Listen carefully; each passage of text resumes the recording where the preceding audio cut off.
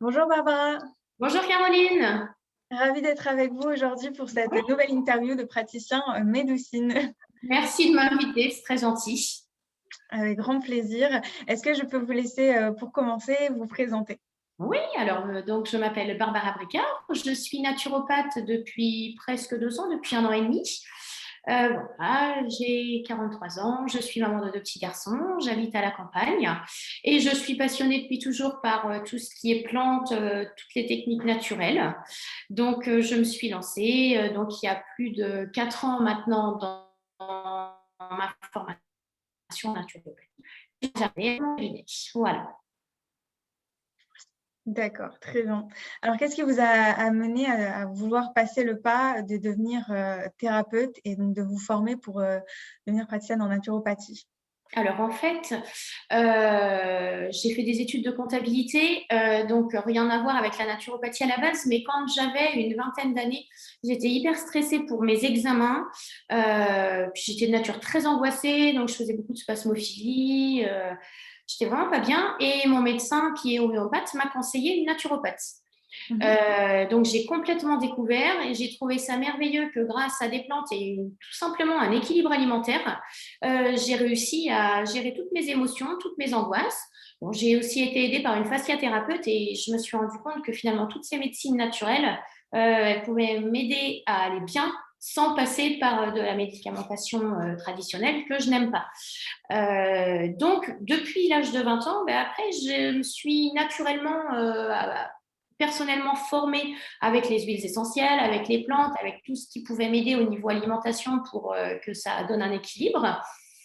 Et du coup, je me suis dit, j'ai eu ma petite crise un petit peu avant quarantaine en me disant, voilà, je voudrais changer de métier. J'adorais mon métier, c'était super, mais j'avais fait le tour et j'avais décidé, du coup, dans ma tête, de changer pour faire quelque chose qui me plaisait vraiment. Et finalement, tout ce que j'aimais, je me suis dit, toute ma passion pour ces médecines douces, il faut que je la mette à contribution de tout le monde. Donc, j'ai fait une formation de 2 ans, voilà, et me voilà naturopathe. Voilà comment j'en suis arrivée là. Donc, grand tournant dans ma vie puisque j'étais comptable. Donc, rien à voir. Voilà. Bah, félicitations, c'est Ouais, formidable. ouais, Et ouais. comment ça s'est passé du coup, de ce passage de travailler en tant que comptable à, donc exercer donc en auto-entrepreneur en plus du coup, Voilà, c'est ça. en Alors, tant que thérapeute? évidemment, c'est un gros changement. Bon, après, j'en ai profité. J'ai eu mon deuxième petit garçon. Mmh. Du coup, j'ai pris un congé parental. Donc, j'ai eu la transition, en fait, parce que c'était très dur D'accord. de quitter mon travail que j'aimais, en fait. Oui. Et je ne vous cache pas que ce qui a été dur, c'est de se remettre dans les études, quoi, 20 ans après, hein. Ça demande énormément de concentration quand on est habitué à faire son métier, même si on se concentre. Et voilà. Donc, il a fallu se remettre dedans. Et finalement, j'ai plein d'amis qui me disaient, on ne sait pas comment tu fais, se remettre à 40 ans, à faire une formation. Et quand c'est quelque chose auquel on adhère complètement, ben en fait, ça se passe super bien. Et plus on en a, plus on a envie d'en apprendre. Donc, en fait, la transition, bah ouais, parce que quand on est passionné par ce qu'on fait, on a toujours envie. Et j'arrivais plus à sortir le nez des bouquins. Et du coup, ouais, c'était super. Ça s'est très bien passé. Ouais, ouais. Après, c'est des choses que je connaissais, donc, enfin, pas tout, parce qu'évidemment, j'en ai appris plein, puis on en apprend toujours. Mais j'ai vraiment adoré, en fait. Et là, je me suis dit, j'ai vraiment fait le bon choix. Ah génial. Et donc quand vous vous êtes lancé, comment ça s'est passé? Donc comment vous avez procédé pour vous faire connaître autour de vous, pour dire: «Bon, bah, voilà, maintenant je suis naturopathe», Voilà. et Alors, tout d'abord, je suis rentrée en contact avec la CCI qui m'a redirigée vers la BGE. Donc, oui. c'est une structure qui aide les jeunes entrepreneurs. Donc, j'ai fait plein de formations. J'en fais toujours. Je suis toujours adhérente au réseau. Plein de formations vraiment pour développer l'activité. Donc, eux, ils m'ont vraiment aidée dans le choix du statut social, dans m'aider. J'ai créé avec eux mon site internet. Donc, c'est moi qui l'ai fait, mais j'ai fait pendant 6 semaines une formation pour faire mon site internet. Ils m'ont appris à utiliser les réseaux sociaux parce que j'avoue que j'étais pas très réseau Mmh. social à la base. Et puis, je me rends compte qu'il faut s'y mettre. Donc, voilà, je me suis vraiment fait accompagner. Et ce qui est super, c'est qu'ils me suivent. Donc, alors maintenant, ça se réduit un petit peu. Maintenant, c'est tous les 6 mois qu'on se voit, mais au début, on se voyait tous les mois, tous les 3 mois. Et donc, voilà comment j'ai démarré pour me faire connaître. Et puis, Google My Business, enfin voilà, tout ce qu'on peut. Et après, j'ai enfin découvert Médocine il y a peu de temps. Voilà. Ouais, plein de choses à mettre en place quand on se lance au niveau Voilà, communication. c'est exactement ça. Et puis aussi, j'ai fait une newsletter, mais en Oui, fait, ça demande énormément de temps. Au début, on n'est pas habitué à faire des petits articles, à trouver les informations. Donc, tout ça, c'est une nouveauté, hein, et qui est hyper intéressante en fin de compte, ça. et comment vous gérez ça? Comment vous vous organisez du coup avec vos rendez-vous d'une part, si vous avez une autre activité aussi pour gérer donc, Alors, l'autre activité, je tiens un gîte, je gère un oui. gîte. Donc, l'avantage que j'ai, c'est que je peux gérer et mon gîte et les consultations, en fait. Donc, je suis complètement autonome sur les deux faces. Ouais. Et j'ai envie de dire 2 heures par semaine, je me bloque un créneau Mhm. pour mes publis Facebook, Instagram, je me gère, ouais, 2 heures pour la communication en fait, pour essayer de me dire tiens, j'ai des idées, je les note, je vais préparer un petit article, voilà comment je gère à peu près ce réseau de communication. D'accord, ouais, c'est toute une organisation. Ouais. Et aujourd'hui, est-ce que vous continuez à vous former est-ce que vous continuez donc Alors, d'une part, on se forme tout le temps parce qu'on ouais. en découvre tout le temps. En plus, chaque personne est différente. Donc, un problème identique pour une personne ne sera pas traité de la même manière avec une autre personne. Mhm. Je travaille avec un laboratoire de compléments alimentaires naturels et du coup, grâce à eux, j'ai une formation aussi parce que il y a toujours des nouvelles plantes qui arrivent en complément et du coup qui me font découvrir des nouvelles techniques. Je travaille beaucoup aussi avec les fleurs de bac et j'ai un conseiller fleurs de bac parce que j'ai un stock d'approvisionnement et du coup qui m'en apprend aussi tout le temps et puis les gens nous en apprennent tout le temps et je suis quelqu'un qui aime lire, me documenter donc du coup je découvre toujours plein de choses et je suis en relation avec pas mal de thérapeutes d'autres corps de médecine douce.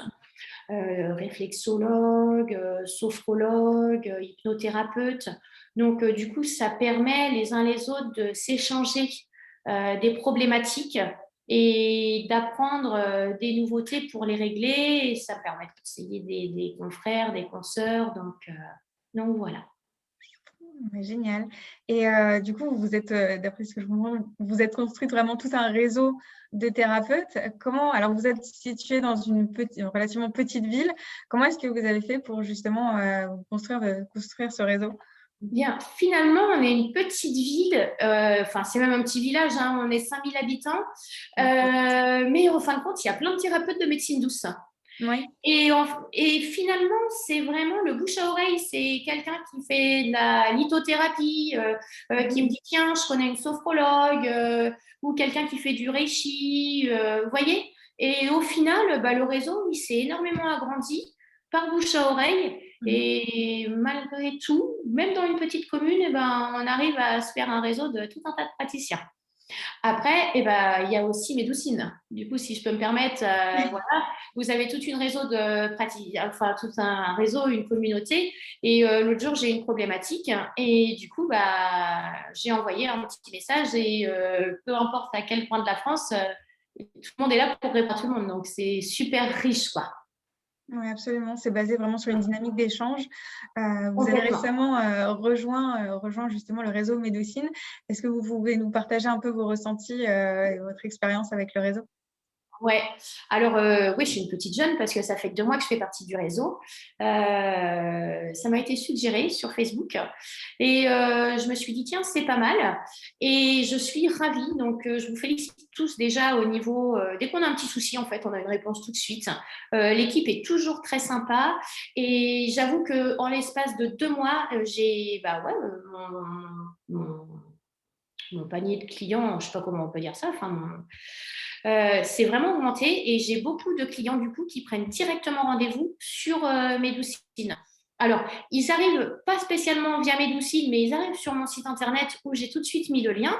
Et Mhm. du coup, peu importe l'heure à laquelle ils passent rendez-vous, ils savent mes plages horaires dispo. Et ils ont leur rendez-vous qui est pris tout de suite. Enfin, moi, je trouve ça génial. L'agenda est hyper bien géré. Alors ça, c'est vraiment un point super. Ça. Ensuite, bah, nous, on a toute la communauté de thérapeutes. Donc, en fin de compte, quand on est indépendant, c'est quand même très important parce que finalement, on n'a pas de collègues à qui parler de nos petits soucis sur une pathologie, sur que ça soit même un mode de fonctionnement sur l'auto-entrepreneuriat, des choses comme ça. Et puis, bah, y a des articles intéressants qui sont écrits par nos confrères, nos consoeurs. Donc, je vais bientôt avoir moi, un article qui va être publié, donc je suis super contente. Ça nous fait bosser en plus d'un côté, ça nous sort un petit peu de notre carcan où on est dans nos consultations. Voilà, ça nous permet de nous élargir l'esprit, donc c'est super top. Vous avez une équipe top et moi, je trouve que ça me dynamise, c'est génial. Voilà, bravo Médoucine. Ravie, Et merci merci. beaucoup. C'est vrai, il y a plein de choses, on met pas mal de choses en place, donc il y a plein de choses à explorer, et puis des articles, des webinaires, on fait pas mal de choses pour vraiment faire vivre le milieu des médecines douces. Voilà, ravie Ouais. que vous soyez contente Ça, les d'avoir rejoint le webinaires, réseau. ils sont super, les webinaires aussi. Ouais. Est-ce que vous auriez des conseils à partager à d'autres thérapeutes donc, qui soit se lancent, hésitent à se lancer ou veulent développer leur activité?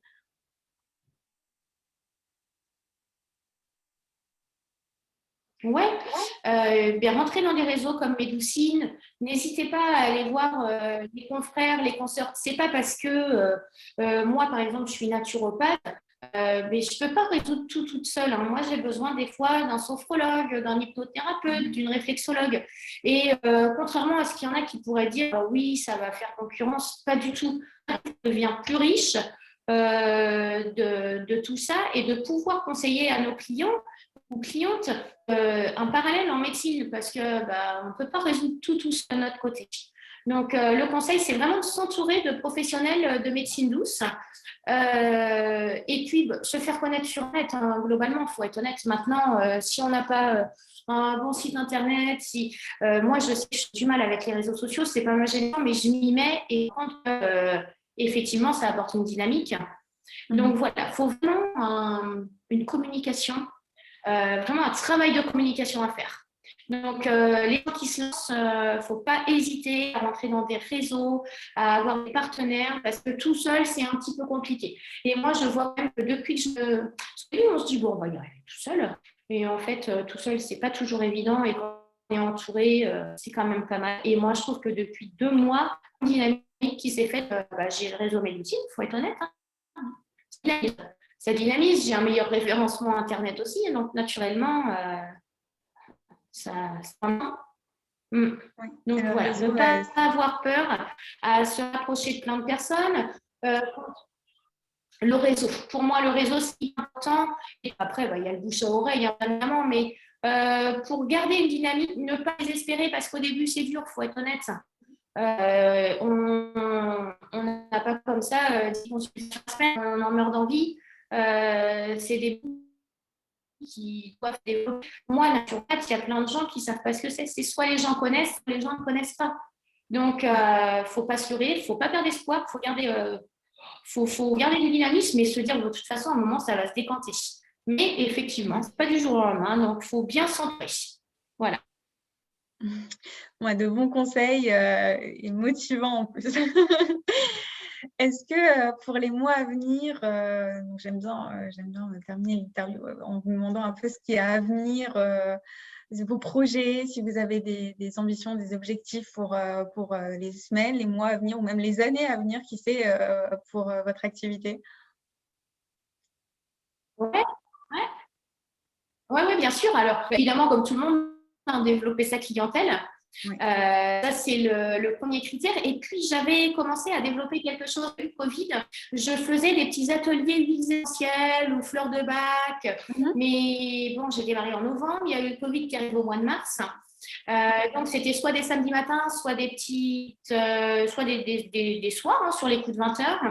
Et les gens venaient par groupe de 4-5. Et je développais développer un point petit, ou les petites huiles essentielles pour l'été, pour l'hiver et tout. Et ça, du coup, ça s'est arrêté. J'ai pas du tout remis entre les 2 phases Covid, les 2 phases de confinement, parce que c'était compliqué au niveau du regroupement de personnes. Et j'ai hâte, lors de cette crise sanitaire, pour pouvoir redévelopper ça, parce que je trouve que c'est vraiment apporter un conseil sympa aux gens, un moment de partage, de convivialité. Donc, c'est vraiment développer des ateliers pour passer un bon moment. Et puis, voilà, expliquer aux gens qu'avec des petits trucs tout simples, on peut se rétablir, on peut être bien, on peut se soigner très simplement et naturellement. Donc, ça, le but, une fois qu'on sera sorti de cette crise, c'est revoir tous mes petits ateliers. Donc, du coup, je suis en train de travailler dessus. Comme des fois, on a un petit peu de temps, je bosse dessus pour relancer toute cette petite dynamique. Formidable.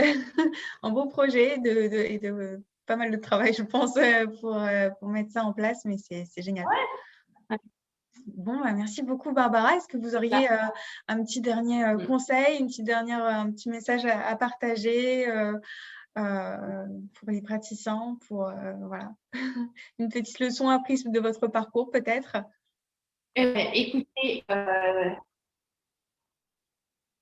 il ne faut pas désespérer, même si c'est long au début, parce que c'est une super expérience de se lancer. Garder la pêche, garder la foi, et puis continuer, s'entourer, je le redis, s'entourer, et ça permet une dynamique, ça permet de garder la pêche.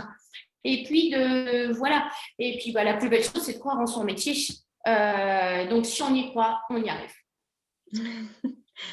Merci beaucoup, Barbara, pour ces paroles inspirantes pour conclure cette interview. Et merci beaucoup d'avoir partagé votre parcours. Merci à vous. Ravie d'avoir partagé ce moment avec vous. Merci beaucoup, Caroline. Et puis, on peut vous retrouver sur Médoucine, bien sûr. Et puis, je vous dis à très bientôt.